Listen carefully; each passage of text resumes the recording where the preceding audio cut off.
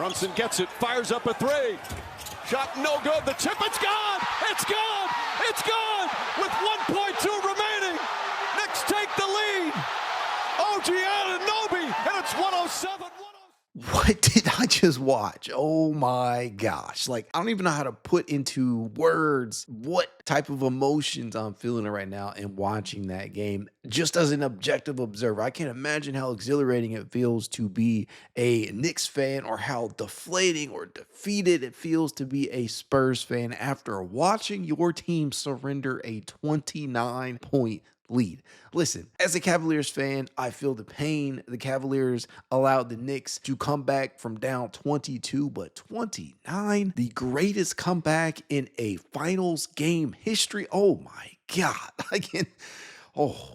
I cannot even, I can't even begin to understand how it must feel to be a Spurs fan right now after watching what you just witnessed. I feel so bad for you guys right now. Again, the Spurs surrendered a 29-point lead. These guys were up 29 points, looking like they're well on their way to tying this series up at 2-2 at MSG, taking both games on the Knicks home court, just like the Knicks did on the Spurs home court. They outscored San Antonio 58-30 in the second half of this game to complete an absolutely wild comeback to win the game 107-106 and take a commanding 3-1 series lead over the Spurs and just one win away from their first championship in like 60 years.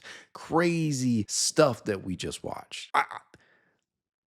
It's just crazy. You got Jalen Brunson and OG Anunoby combining for 69 total points as just two of New York's three players in double figures in this game. Now, that last possession for the Knicks, oh man, Brunson misses a three-point attempt that could have taken the lead by 2, but luckily OG gets to the rim for an offensive rebound, uncontested, to tip it in and take the lead, and left just 1.2 seconds left on the clock. And this is without even mentioning the play that led to this even being a possibility, which is De'Aaron Fox getting the long rebound off of a Brunson miss, I believe, and with the Spurs up 1 point with about 14 seconds left on the clock, and rather than trying to ice the game or, run the clock down and, because, New York would have elected to foul him at that point. But rather than trying to run the clock out, he tries to get to the rim and gets rejected by OG.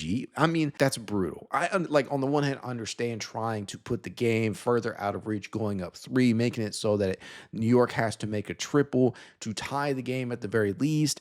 But man, OG saw that shit coming from a mile away. Fox should have known that he had no possible way of making that layup and should have just tried to run the clock out. That's just me being an armchair coach. But man, that's a brutal meltdown, and a meltdown of epic proportions after what started out as such a promising game. I mean, that first half was just absolutely phenomenal from the San Antonio Spurs, as it felt like they could not miss from three-point distance.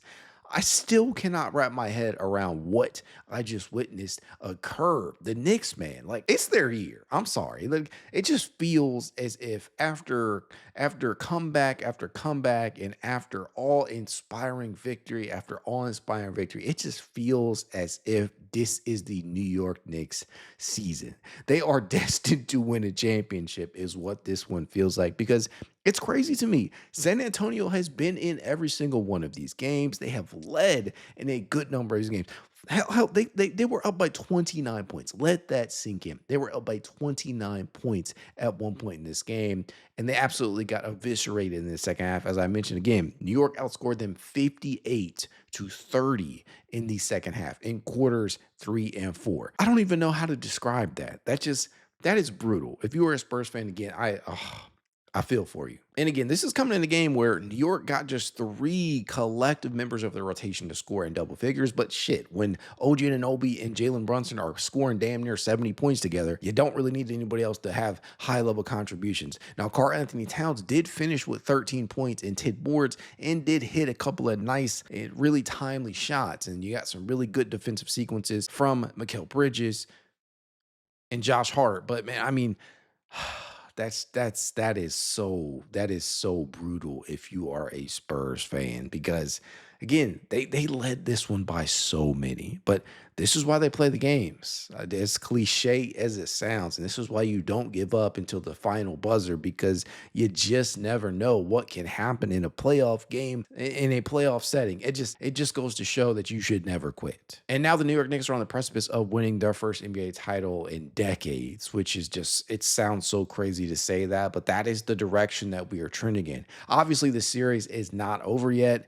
But just based purely upon what we have seen so far in this series, I have no reason to believe that the Spurs are going to be able to win 3 straight games against this team. That had to be deflating as hell. It just is deflating again as a Cleveland Cavaliers fan watching the Knicks come back from down 22 to steal game one. Same feeling. Same feeling of deflatedness out there that felt like the series was over at that point. And obviously, it feels like the series is over right now. If you're a Spurs fan, I'm sorry. That's just the way that it's trending right now.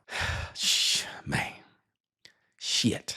I I just cannot understand how we even got to this point, but here we are. Let me know what you feel in the comments below. As always, stay positive.